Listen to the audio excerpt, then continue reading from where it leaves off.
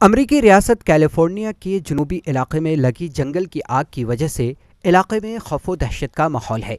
इतलात के मुताबिक ये आग लॉस एंजल्स के शुमाली मगरिब में शुरू हुई और जुनूब की तरफ फैलने लगी, जिसके बाद मालिबो इलाके के रिहायशियों को मुंतकिल होना पड़ा। मालिबो, जिसकी आबादी 13,000 के करीब है, जो जंगल के 21 किलोमीटर इलाके पर फैला हुआ है। लॉस एंजल्स के महकमे आतिशफशां ने ट्वीट के जरिए बताया है कि आग समंदर की तरफ बढ़ रही है।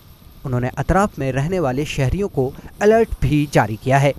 Currently, we're estimating that we're at 35,000 acres and growing. We have a significant number of structures that are lost.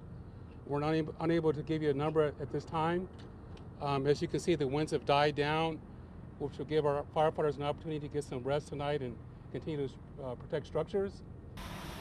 महकमे के मुताबिक तेज हवाएं आग के शोलों को तेजी से फैलाने का सबब बन रही हैं। इस आग की वजह से मालिबो के कई मकानात नजरे आतिश हो गए हैं। हजारों रिहायशी मालिबो से निकलकर महफूज इलाकों पर मुंतकिल हो चुके हैं। महकमे के मुताबिक आग की वजह मालूम नहीं हो सकी है।